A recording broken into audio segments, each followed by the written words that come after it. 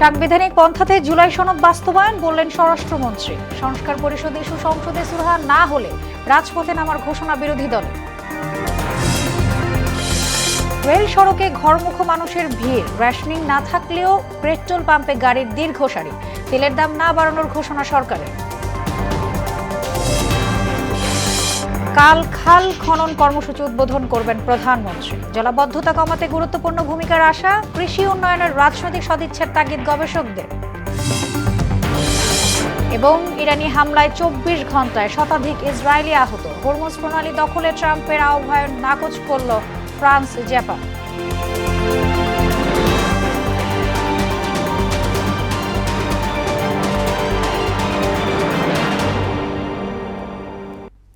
আসসালামু আলাইকুম, স্বাগত মোহনা সংবাদে। এতক্ষণ শুনছিলেন শিরোনাম, আর পুরোটা সংবাদ জুড়ে আছে আমি সোনিয়া ইসলাম। এবারে বিস্তারিত।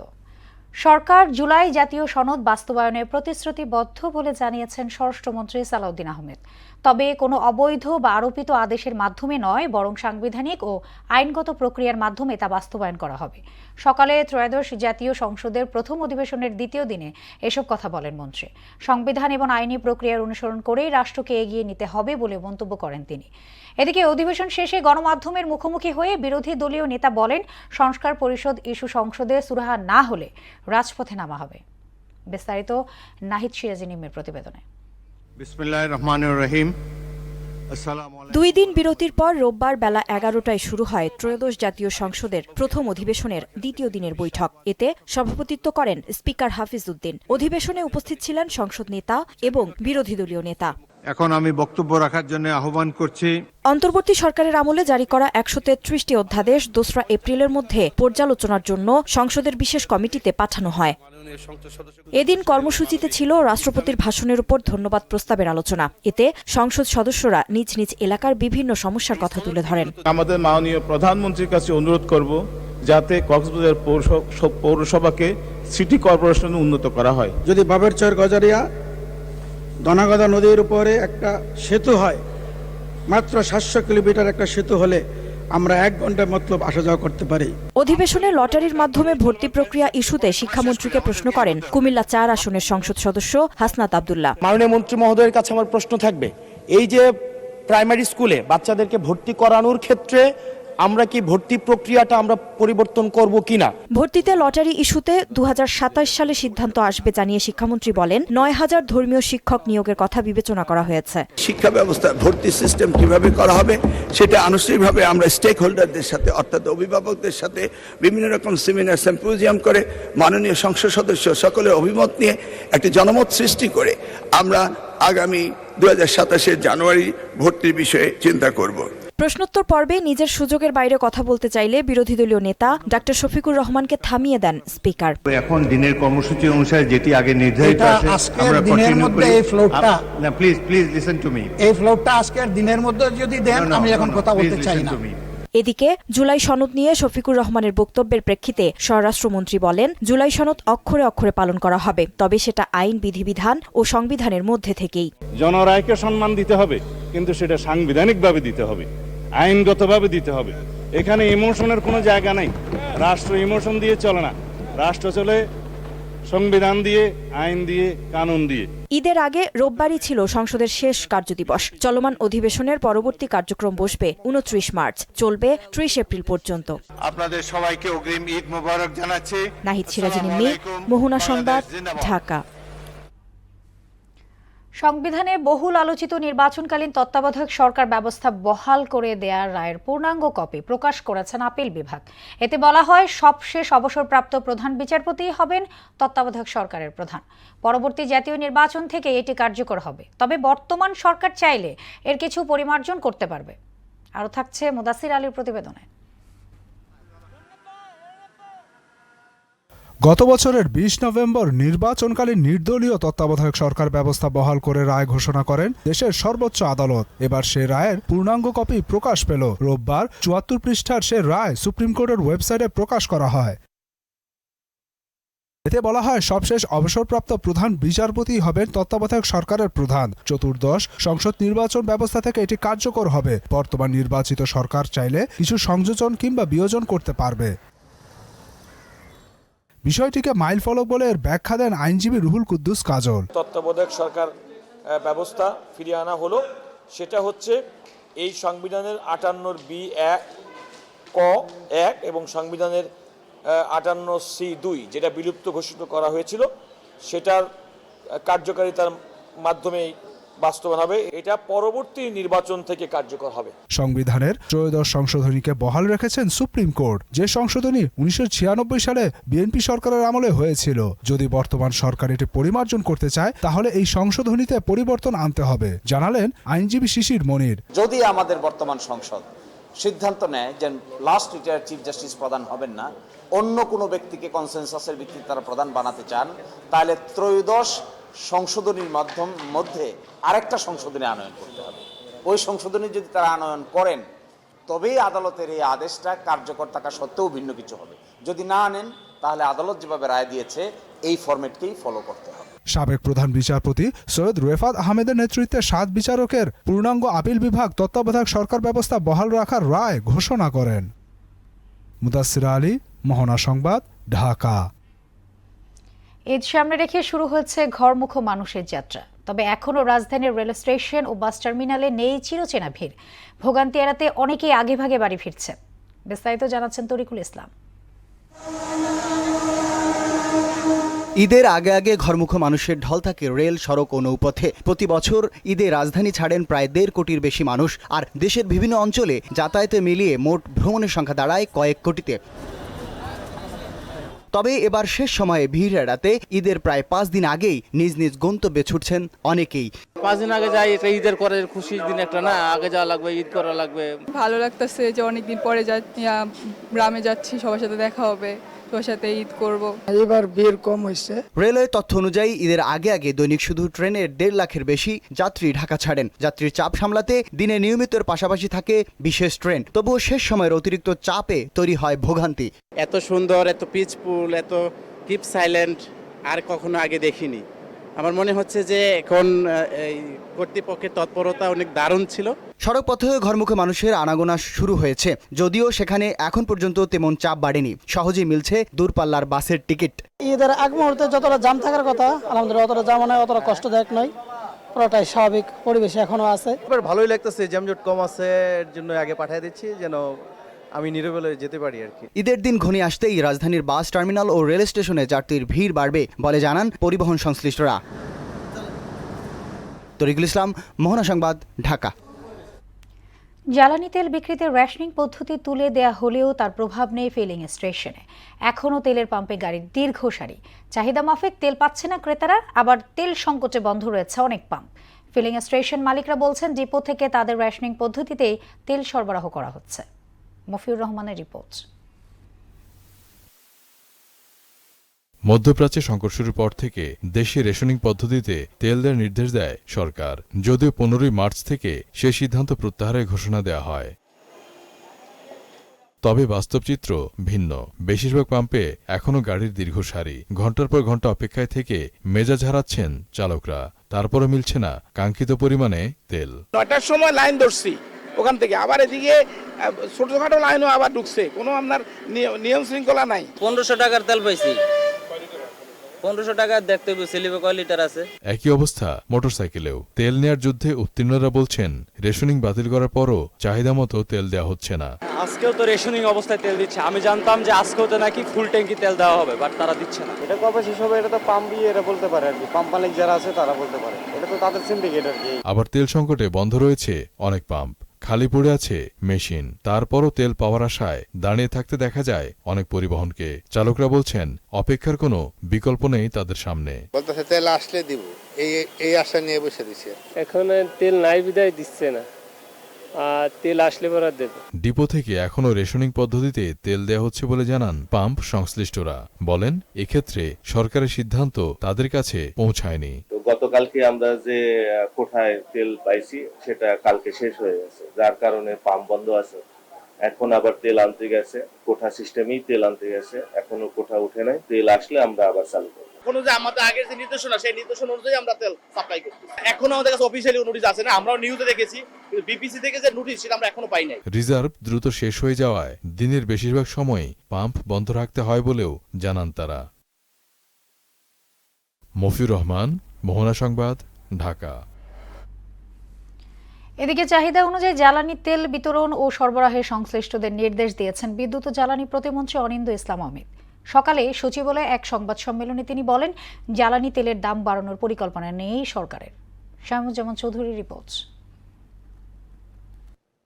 মধ্যপ্রাচ্য পরিস্থিতিতে বৈশ্বিকভাবে জ্বালানি তেলের সরবরাহ কমায় দেশের ভেতরেও এ নিয়ে উদ্বেগ তৈরি হয়। আতঙ্কে স্বাভাবিক চাহিদার দ্বিগুণ হারে তেল কেনা শুরু হয়। এই প্রবণতা ঠেকাতে বিক্রির পরিমাণ নির্দিষ্ট করে দেয় সরকার। এতে সাশ্রয় হলেও ভোগান্তি বাড়ে গ্রাহক পর্যায়ে।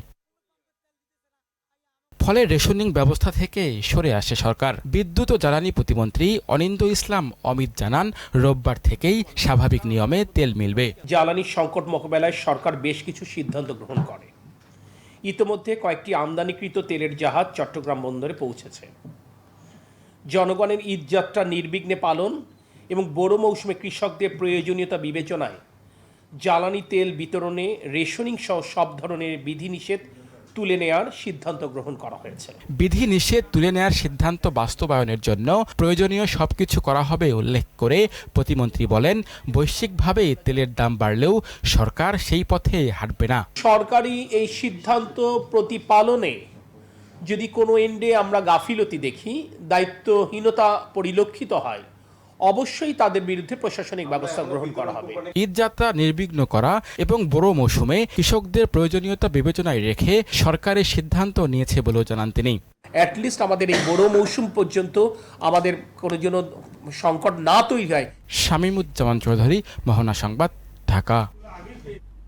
আর কদিন পরে ঈদ উল ফিতর, তাই নারীর টানে ঘরে ফিরবে উত্তরবঙ্গের মানুষ। কিন্তু মহাসড়কে যানজটের সংখ্যায় চালক ও যাত্রীরা। গাজীপুরের কোনাবাড়ি থেকে ঢাকা টাঙ্গাইল মহাসড়কের চিত্র জানাতে আমাদের সাথে যুক্ত হচ্ছেন সহকর্মী মেহেদী হাসান। আমরা তার কাছ থেকে জানবো মহাসড়কের চিত্র। মেহেদী, যেমনটাই বলছিলাম, রোজার শেষের দিকে পরিবারের সবার সাথে ঈদ করার জন্য অনেকেই বাড়িতে যাচ্ছেন। আপনি তো মহাসড়কে আছেন, সেখানকার এই মুহূর্তে কি চিত্র আপনি দেখছেন জানাবেন।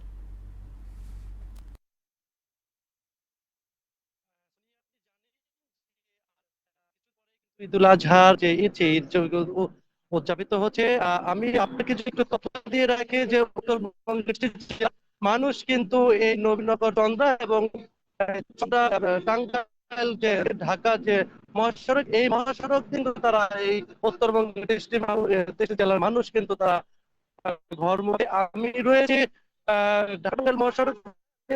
আমি যদি এই মুহূর্তের যে দৃশ্য রয়েছে সে দৃশ্য একটু দেখাই যে আপনি জানেন যে মাত্র 4 দিন পরে কিন্তু ঈদ উল ফিতরের যে ঈদ উদযাপন হবে। আমরা কথা বলেছিলাম যে স্থানীয় যে কাউন্টার রয়েছে যে এই মুহূর্তে কিন্তু কোনো প্রকার যাত্রীর চাপ নেই। অর্থাৎ আপনি জানেন যে শিল্প অধ্যুষিত এলাকা হওয়াতে মূলত এখানে 17 এবং 18 তারিখে কিন্তু শেষ কর্মদিবস হবে এবং 17 এবং 18 তারিখে কিন্তু একটা যে যাত্রী, সে যাত্রীর কিন্তু চাপ থাকবে, এমনকি কিন্তু আমাদেরকে তথ্য দিয়েছিলেন কাউন্টার থেকে। তবে আরেকটা তথ্য যদি আপনাকে দিয়ে রাখি যে ঢাকা টাঙ্গাইল মহাসড়ক এবং চন্দ্রা নবীনগর মহাসড়কের যানজট নিরসনে 400 পুলিশ কিন্তু সদস্য কিন্তু তারা কাজ করবে যে যানজট নিরসনে। তবে আপনাদেরকে আরেকটা বিষয় জানিয়ে রাখি যে এই যে প্রতিষ্ঠিত এলাকা, সেই প্রতিষ্ঠিত এলাকা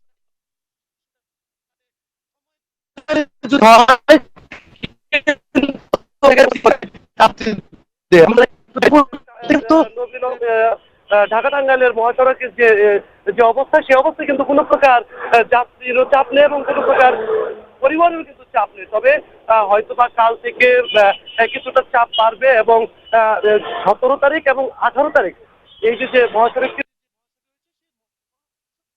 বেশি যানজটের সৃষ্টি হবে এমনটি কিন্তু আমাদেরকে বলেছিলেন। তো এই ছিল আমার কাছে ঢাকা টাঙ্গাইল মহাসড়কের কোনাবাড়ি থেকে যানবাহনের সর্বশেষ তথ্য। মেহেদী, আপনাকে ধন্যবাদ। একযোগে 53 জেলায় খাল খনন কর্মসূচির উদ্বোধন করতে কাল দিনাজপুরের কাহারোলে যাবেন প্রধানমন্ত্রী তারেক রহমান। সেচ ব্যবস্থার অভাব ও জলাবদ্ধতা নিরসনে এই কর্মসূচি গুরুত্বপূর্ণ ভূমিকা রাখবে বলে আশা করা হচ্ছে। ইতোমধ্যে সার্বিক প্রস্তুতি দেখতে পানি সম্পদ মন্ত্রী ও প্রতিমন্ত্রী প্রকল্প এলাকা পরিদর্শন করেছেন। সুবল রায়ের প্রতিবেদন জানাচ্ছেন মাহমুদা আক্তার। শহীদ প্রেসিডেন্ট জিয়াউর রহমানের খাল খনন কর্মসূচির আদলে সারা দেশে 20,000 কিলোমিটার খাল খননের উদ্যোগ নিয়েছে বর্তমান সরকার। তারই অংশ হিসেবে দিনাজপুরের কাহারোলের বলরামপুর ও বীরগঞ্জ উপজেলার ভবানীপুর খাল পুনঃখনন করা হবে। বলরামপুর সাইতারা 12 কিলোমিটার দীর্ঘ এই খালটি পুনঃখনন ছাড়াও জলবদ্ধতা নিরসনে একটি সুইচ গেট নির্মাণ করা হবে। এতে সেচ খরচ কমার পাশাপাশি লাভবান হবেন কৃষকরা। এখানে প্রধানমন্ত্রী আসবে নিজেই রাস্তা এবং নদী খনন কাজ নিজে শুরু করবে, এতে আমরা অনেক ভাগ্যবান মনে করি।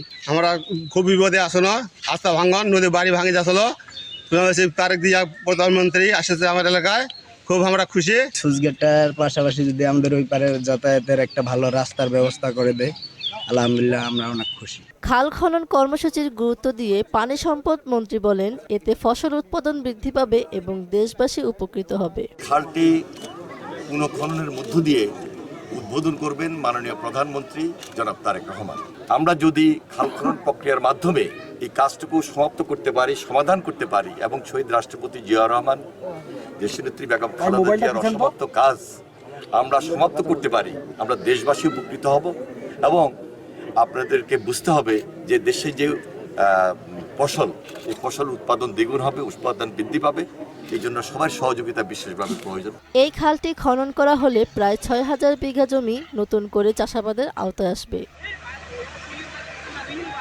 মাহমুদা আক্তার, মোহনা সংবাদ। অস্বচ্ছ কৃষি বাজারে ন্যায্য মূল্য না পেয়ে ঋণের চাপে হতাশায় জর্জরিত কৃষক, অথচ খাদ্য নিরাপত্তা, অর্থনৈতিক স্থিতিশীলতা এবং গ্রামীণ জীবনের মূল ভিত্তি দাঁড়িয়ে আছে কৃষকের ওপর। সংকট সমাধানে কৃষি খাতে দীর্ঘমেয়াদী পরিকল্পনা, টেকসই উন্নয়ন এবং কৃষকদের উন্নতির জন্য সঠিক রাজনৈতিকের সদিচ্ছা জরুরি বলছেন গবেষকরা। নাদিম মোস্তফার ক্যামেরায় উষা ফেরদৌসের 2 পর্ব প্রতিবেদনের আজ শেষ কিস্তি। এভাবেই মিষ্টি কুমড়ার পুরো মাঠটি বিক্রি করে দিয়েছেন চাষি। ইজারাদার ঝুড়ি ভরে তা নিয়ে যাচ্ছেন বাজারে বিকোতে। উৎপাদন পর্যায়ে প্রতিটি মিষ্টি কুমড়ার দাম পড়েছে 40 থেকে 50 টাকা। এরপর অন্তত 4 হাত বদল হয়ে ভোক্তা পর্যায়ে তার দাম দাঁড়াবে 2 থেকে 250 টাকায়।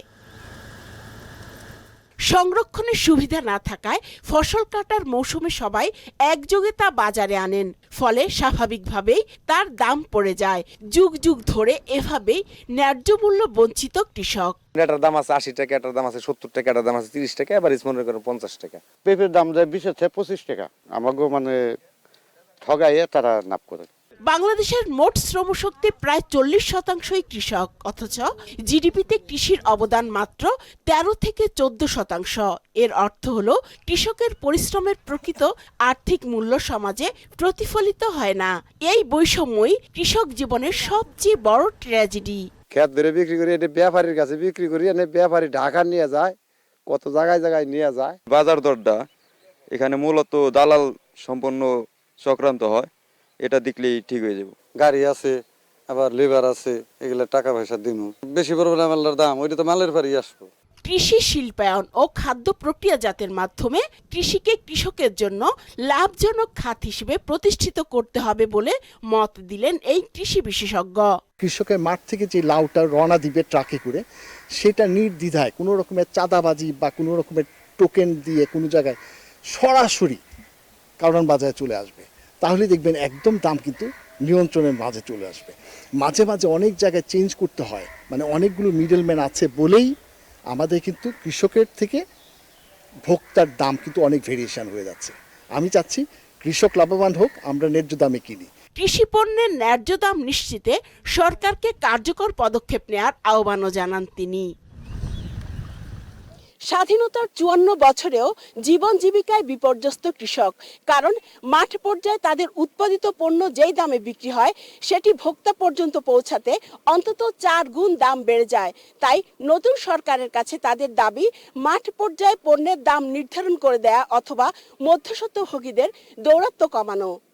উষা ফেরদৌস, মোহনা সংবাদ, ধামরাই। ইরানের সামরিক হামলায় ইসরায়েলে গেল 24 ঘন্টায় আহত হয়েছেন শতাধিক মানুষ। এদিকে গুরুত্বপূর্ণ জলপথ হরমুজ প্রণালীর দখলে ট্রাম্পের মিত্র জোট গঠনের ডাকে সাফ না করে দিয়েছে ফ্রান্স এবং জাপান। বিষয়টি বিবেচনা রাখছে চীন, দক্ষিণ কোরিয়া ও যুক্তরাজ্য। ঐশী আলমের ডেস্ক রিপোর্ট। ইসরায়েলে অব্যাহত রয়েছে ইরানি হামলা। গেল 24 ঘন্টায় ইসরায়েলের শতাধিক মানুষ আহত হয়েছে। দেশটির প্রধানমন্ত্রী নেতানিয়াহুকে খুঁজে বের করে হত্যার অঙ্গীকার করেছে ইরানের প্রতিরক্ষা বাহিনী IRGC। এদিকে ইরানের সামরিক বাহিনীর নেতৃত্বে থাকা ব্যক্তিদের উপর ধারাবাহিক আক্রমণের অংশ হিসেবে আরও 2 জ্যেষ্ঠ ইরানি গোয়েন্দা কর্মকর্তাকে হত্যার দাবি করেছে ইসরায়েল। অন্যদিকে যুদ্ধের ফলে হরমুজ প্রণালী কার্যত বন্ধ রেখেছে তেহরান, যা বিশ্বজুড়ে জ্বালানি ও খাদ্য নিরাপত্তার জন্য বড় হুমকি হয়ে দাঁড়িয়েছে। গুরুত্বপূর্ণ এই জলপথটি দখলে নিতে চীন, ফ্রান্স, জাপান, দক্ষিণ কোরিয়া এবং যুক্তরাজ্যকে যুদ্ধজাহাজ পাঠানোর আহ্বান জানিয়েছেন মার্কিন প্রেসিডেন্ট ডোনাল্ড ট্রাম্প। ট্রাম্পের এই দাবির পরপরই ফ্রান্সের পররাষ্ট্র মন্ত্রণালয় এক বিবৃতিতে নতুন করে যুদ্ধজাহাজ পাঠানোর খবর পুরোপুরি প্রত্যাখ্যান করেছে। ফ্রান্স স্পষ্টভাবে জানিয়ে দিয়েছে তারা এই অঞ্চলে নতুন করে কোনো যুদ্ধজাহাজ মোতায়েন করছে না। জাপান বলছে ট্রাম্পের অনুরোধে জাহাজ পাঠাবে না জাপান। জাপান তার নিজস্ব সিদ্ধান্ত নিজেই গ্রহণ করে এবং স্বাধীন বিচার বিবেচনাই হলো জাপানের মৌলিক নীতি। যুক্তরাজ্য জানিয়েছে ওই অঞ্চলে জাহাজ চলাচলের নিরাপত্তা নিশ্চিতে যুক্তরাজ্য বর্তমানে মিত্র এবং অংশীদারদের সঙ্গে বিভিন্ন বিকল্প পথ নিয়ে আলোচনা করছে। চীন জানিয়েছে বেইজিং সব ধরনের শত্রুতা বন্ধের আহ্বান জানায়। এছাড়া স্থিতিশীল এবং বাধাহীন জ্বালানি সরবরাহ নিশ্চিত করার দায়িত্ব সব পক্ষেরই রয়েছে। দক্ষিণ কোরিয়া জানিয়েছে বিষয়টি পর্যালোচনা করবে সিউল। ঐশী আলম, মোহনা সংবাদ। আজ শেষ হচ্ছে অমর 21শে বইমেলা। রাজনৈতিক সংকট সহ নানা বাস্তবতায় এবারের মেলা অনেকটাই ছিল ছন্দহীন। এবারের মেলাকে সংস্কৃতি রক্ষার লড়াই হিসেবে দেখা হয়েছে। শেষ দিনেও দৃশ্যপট পাল্টায়নি। আসন্ন ঈদ উল ফিতরের প্রভাবে মেলায় দর্শনার্থীর সংখ্যা কম বলে জানায় প্রকাশকরা। এবারের চ্যালেঞ্জ পেরিয়ে আগামী বছর থেকে 21-এর চেতনায় বইমেলা নিজস্ব সক্রিয়তায় ফিরবে বলে প্রত্যাশা জানান লেখক প্রকাশকরা। দর্শক, মেলায় সমাপনী দিনের চিত্র জানাতে যুক্ত হচ্ছেন সহকর্মী রাজীব আহমেদ। আমরা চলে যাচ্ছি তার কাছে। রাজীব, যেমনটাই বলছিলাম, শেষ দিন আজকে বইমেলা তো আছেনি। শেষ দিনের পাঠক দর্শনার্থী কেমন দেখছেন? বই বিক্রেতার কি চিত্র আপনার কাছে আছে জানাবেন।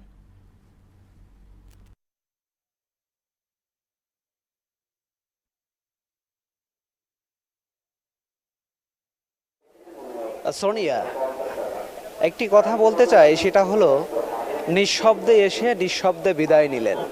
এবারের বইমেলার ক্ষেত্রে বিষয়টা অনেকটাই এরকম। আপনি জানেন রাজনৈতিক সংকট সহ বিভিন্ন বাস্তবতা এবারের বইমেলা নির্ধারিত সময়ে শুরু হয়নি এবং অংশ নেয়নি অনেকগুলো স্টল। গতবার যেখানে 786টি স্টল মেলাতে অংশগ্রহণ করেছিল, এবার সেখানে 549টি স্টল অংশগ্রহণ করেছে। তো সার্বিক মেলার পরিস্থিতি অনেকটাই ছন্নছাড়া, ছন্দহীনভাবেই কেটেছে বলা যায়। এছাড়া আমরা বিভিন্ন প্রকাশক এবং পাঠকদের সঙ্গে কথা বলেছি। তারা আমাদের যেমনটি জানিয়েছেন, এবারের মেলাতে আসলে তারা ওই রকম বেচা বিক্রি করে উঠতে পারেনি। এ নিয়ে অবশ্য মিশ্র প্রতিক্রিয়া জানিয়েছেন অনেক প্রকাশক। অনেকের বেচা বিক্রি আহামরি মন্দ না বলে জানিয়েছেন এবং অনেকের ইফতার খরচ এবং স্টলের কর্মীদের বেতন দেওয়াই দুষ্কর হয়ে দাঁড়াবেও বলে জানিয়েছেন তারা। এছাড়া আজকে সমাপনী দিনে একটি বিষয় ভালো খবর, সেটি হলো বাংলা একাডেমির সূত্রে আমরা জানতে পেরেছি আজকে সমাপনী দিনেও 200+ বই, নতুন বই প্রকাশিত হয়েছে। 220টি এ পর্যন্ত তালিকাভুক্ত হয়েছে, আরও বই প্রকাশের জন্য আসছে। অর্থাৎ সন্ধ্যা নাগাদ বা তারপর নাগাদ 300 পেরিয়ে যাবে বলে তারা এমনটা আশা করছে। এছাড়া এ পর্যন্ত 1771টি বই মেলায় এসেছে, যেটা গতবারের চেয়ে সংখ্যায় তুলনামূলকভাবে কম হলেও এই 18 দিনের মেলার জন্য এটি একটি বড় প্রাপ্তিই বলা যায়। এছাড়া নতুন যে সমস্ত বই আসলে বেশি বিক্রি হচ্ছে, এরকম যদি আমরা বলতে চাই, তাহলে কবিতার বই বেশি প্রকাশ হয়েছে ঠিক, কিন্তু আসলে উপন্যাস, ফিকশন এবং প্রবন্ধ ভিত্তিক, দর্শন ভিত্তিক বই বেশি বিক্রি হচ্ছে বলে জানিয়েছেন আমাদের। এছাড়া আরও যদি আমরা বলতে চাই, মেলায় পাঠক দর্শনার্থীর সংখ্যা একেবারেই কম তাও নয়। এই কয়েকটি দিন যেমন একদমই ছিল না বললেই চলে, আজকে অন্যান্য দিনের থেকেও একটু বেশি পাঠক দর্শনার্থী আমরা মেলায় দেখতে পাচ্ছি। এবং তারা অনেকেই বলছে যে মেলায় আসলে যে বাস্তবতায় মেলাটি শুরু হয়েছে, মেলাটি শুরু না হওয়ার চেয়ে মেলাটি শুরু হওয়া ভালো, এবং যে কয়েকটি দিনই মেলা হয়েছে এটা মন্দের ভালো বলা যায়। তো আসলে বলাই যায় যে বিভিন্ন সংকট চ্যালেঞ্জ পার করে মেলা যে অনুষ্ঠিত হয়েছে এটি অনেকটাই সাংস্কৃতিক নিয়ম রক্ষার লড়াই হিসেবেই দেখছেন সংশ্লিষ্টজন। তো অনেকেই আশা প্রকাশ করেছেন, সঙ্গে আমরাও আশা প্রকাশ করি সমস্ত সংকট চ্যালেঞ্জ পার করে আগামীবার মেলা তার প্রাণের মেলা তার স্বকীয়তায় ফিরবে এবং আপন বৈশিষ্ট্যে আপন ধারায় মেলা ফিরবে, এমনটাই আমরা প্রত্যাশা করি। সোনিয়া, এই ছিল মেলা থেকে। রাজীব, আপনাকে ধন্যবাদ। রমজানের শেষ সপ্তাহে এসে ঈদ কেনাকাটায় সারা দেশের মার্কেটগুলোতে জমজমাট ভিড়। স্বাদ আর সাধ্যের সমন্বয়ে পছন্দের পোশাক বাছাই করছেন ক্রেতারা। তবে অন্যান্য বারের চেয়ে এবার দাম কিছুটা বেশি বলে অভিযোগ অনেকের। আর অনেকের পোশাক কেনা শেষে চলছে জুতা, প্রসাধনী সহ অন্যান্য আনুষঙ্গিক জিনিসপত্র কেনাকাটা। ঈদ কেনাকাটার খবর জানতে বরিশাল থেকে যুক্ত হচ্ছেন সহকর্মী তারিকুল ইসলাম তুহিন। আমরা চলে যাচ্ছি তার কাছে। তুহিন, রমজানের শেষ দিকে, ঈদ প্রায় কাছাকাছি, অনেকেই মার্কেটে ভিড় জমাচ্ছেন প্রসাধনী, জুতো, ছোটখাটো জিনিস কেনার জন্য। আপনি তো বিপণী বেতানগুলিতে আছেন, ক্রেতা বিক্রেতারা কি বলছেন জানাবেন।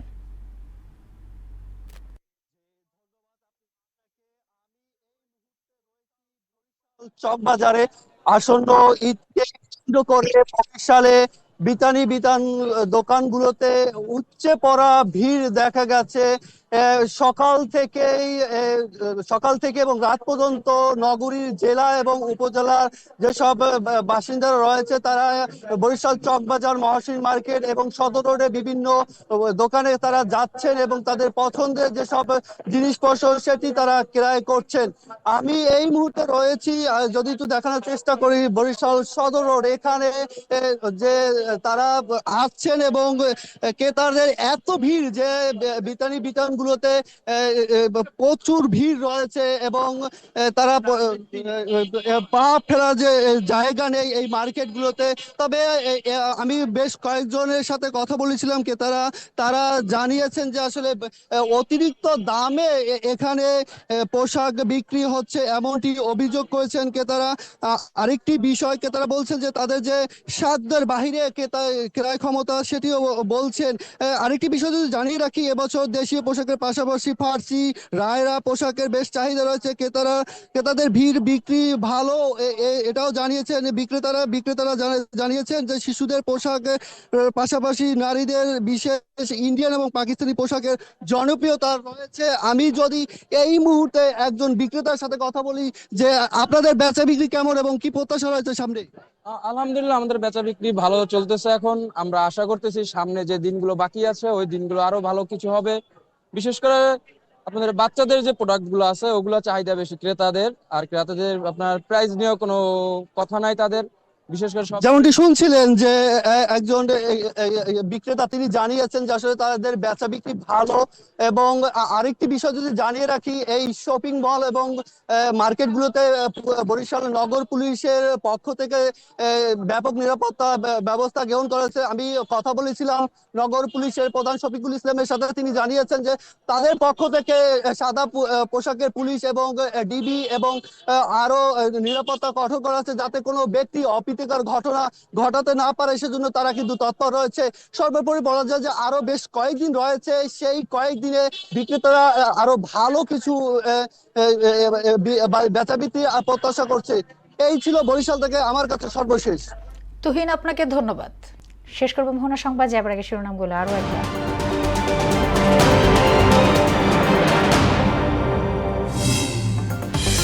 সাংবিধানিক পন্থাতে জুলাই সনদ বাস্তবায়ন বললেন স্বরাষ্ট্রমন্ত্রী। সংস্কার পরিষদ ইস্যু সংসদে সুরাহা না হলে রাজপথে নামার ঘোষণা বিরোধী দলের। রেল সড়কে ঘরমুখ মানুষের ভিড়, রেশনিং না থাকলেও পেট্রোল পাম্পে গাড়ির দীর্ঘ সারি, তেলের দাম না বাড়ানোর ঘোষণা সরকারের। কাল খাল খনন কর্মসূচি উদ্বোধন করবেন প্রধানমন্ত্রী। জলাবদ্ধতা কমাতে গুরুত্বপূর্ণ ভূমিকার আশা, কৃষি উন্নয়নের রাজনৈতিক সদিচ্ছার তাগিদ গবেষকদের। এবং ইরানি হামলায় 24 ঘন্টায় শতাধিক ইসরায়েলি আহত। হরমুজ প্রণালী দখলে ট্রাম্পের আহ্বান নাকচ করল ফ্রান্স, জাপান। এই ছিল মোহনা সংবাদ। পরবর্তী সংবাদ রাত 9টায়। এর আগে সন্ধ্যা 7টায় দেখবেন সংবাদ এক নজরে। মোহনা সবশেষ খবর জানতে ভিজিট করুন www.mona.tv। সংবাদ দেখতে পারেন ফেসবুক, ইউটিউবে।